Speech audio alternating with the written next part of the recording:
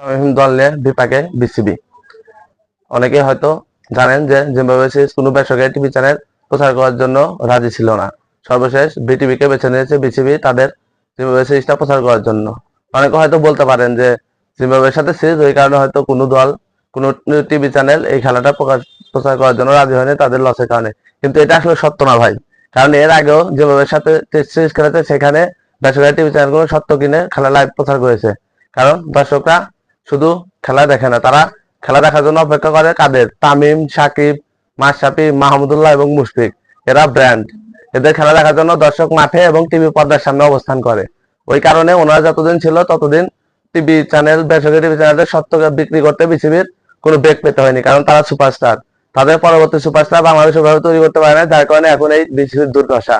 তার পরবর্তীতে তাসকিন, সৌম্য, লিটন, সাব্বির, মোস্তাফিজ এরা কিছুটা সুপারস্টার হয়েছিল, কিন্তু তাদের মতো অত বড় মাপে যেতে পারে নাই এবং তাদের ক্যারিয়ারটা কন্টিনিউ করতে পারেনি। এই টেস্ট সিরিজে লিটন দাস খেলছে না, তাসকিন আহমেদ ইনজুরি, সৌম্য সরকার টেস্টেই নেয়, সাব্বির রহমান তো অনেক দূরে, মোস্তাফিজ টেস্ট খেলেই না। তাহলে ওই দিক দিয়ে দেখতে গেলে বাংলাদেশের কোনো সুপারস্টার এই টেস্ট সিরিজে নেই। একমাত্র মুশফিক আছে, তাও সে এখন তার খেলা ওইরকম আর নেই। এখন বলা যায় যে বিসিবি এই কারণেই কোনো টিভি প্রচার সত্ত্বেও বিক্রি করতে পারে নাই, এই দুর্দশা হয়েছে বিসিবির। আমরা তো অনেক কিছুই শিখতে পারি প্রতিবেশী দেশ ইন্ডিয়া কিংবা পাকিস্তানের কাছ থেকে। প্রতিবেশী দেশ ইন্ডিয়া সচিন তেন্ডুলকর যাওয়ার পরে বিরাট কোহলি, রোহিত শর্মা এরা তার অভাব পূরণ করেছে। এখন রোহিত শর্মা এবং বিরাট কোহলি টি-20 থেকে অবসর নিয়েছে, তারপর তাদের উত্তরসূরি হিসাবে ইয়াসবি জাসওয়াল, সঞ্জু স্যামসন, অভিষেক শর্মা রয়েছে, যারা তাদের অভাবটা পূরণ করে দিয়েছে।